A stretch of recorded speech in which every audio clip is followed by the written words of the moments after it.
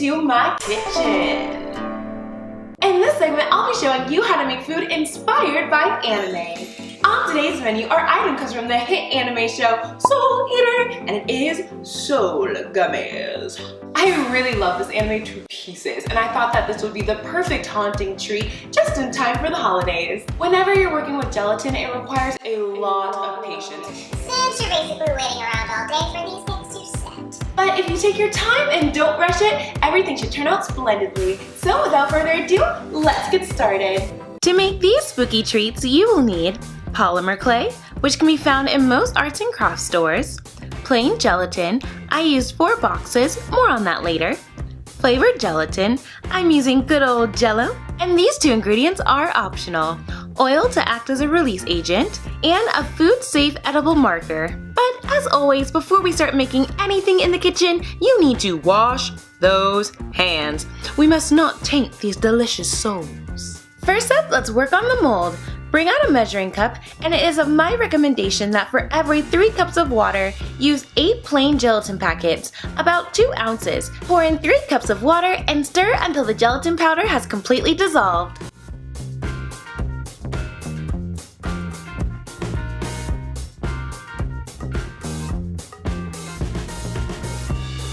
Once that's finished, bring forth your container of choice and slowly pour in your gelatin so that you don't have any bubbles. But only pour in enough so that it's about ½ an inch from the bottom. Then place the container in the fridge for 10 minutes. But while that's chilling, let's work on the impression. Get your polymer clay and begin to break it up into large chunks so it's easier to work with. Then just kind of play with it in your hand so that it can heat up a bit until it becomes more flexible. After it's loosened up a bit, work on the base by shaping it into a ball.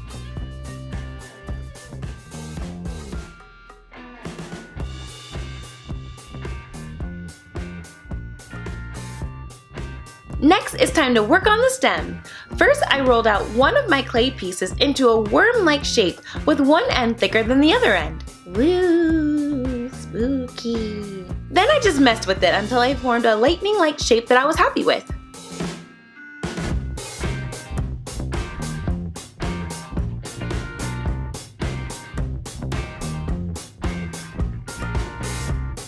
And once I was done with that, I just mounted it on the ball like so.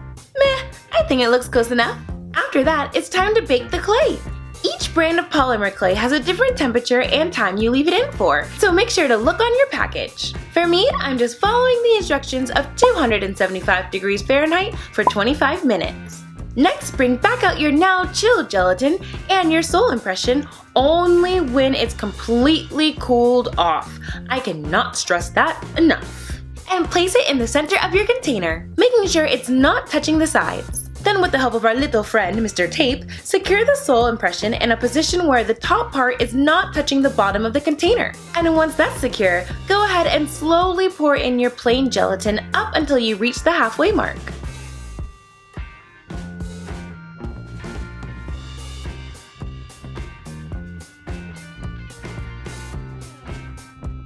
Then, place it in the fridge for 1 hour. After the hour is up, gently remove the tape and slowly pour in the rest of your gelatin until it covers the entire mold. As soon as that's done, place your gelatin back in the fridge for another 2 hours.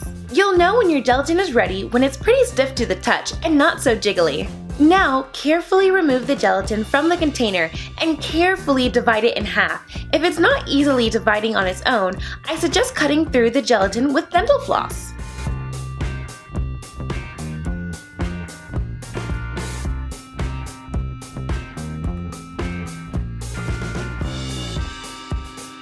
And would you look at that beautiful mold? That looks pretty good if I do say so myself.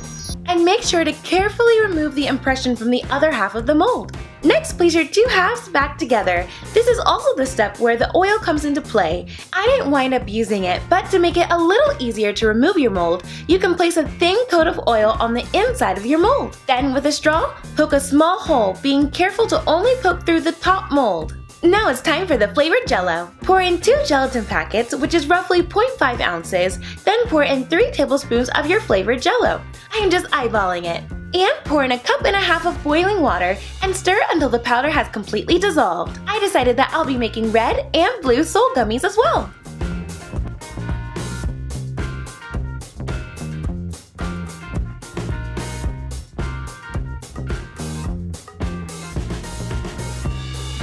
Once all the powder has dissolved, you need to let the Jello cool down before putting it into your mold. Otherwise, it'll go right through your gelatin mold, like Exhibit A.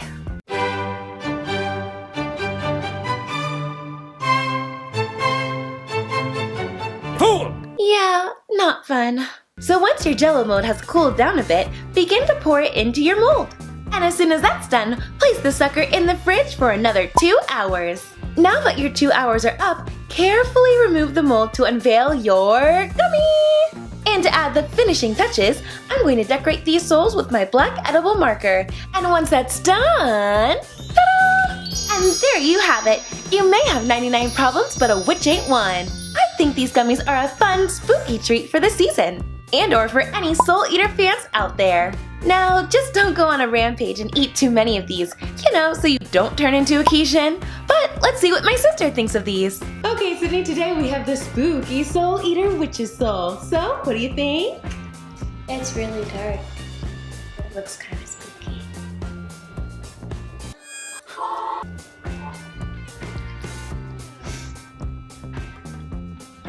Yes, is it great? Yeah. Yeah. Point. And that's a wrap for this video. Thank you so much for stopping by. I truly appreciate it. As always, if you have any other recipes that you would like me to try, please let me know in the comment section below and I can see if I can do them. And stay tuned for more dishes coming your way. And hey, if you like this video, please let me know by commenting, liking, and subscribing. And that's it for me. Thank you again for sharing a part of your day with me. And I hope the rest of your day is hallowed. Until next time.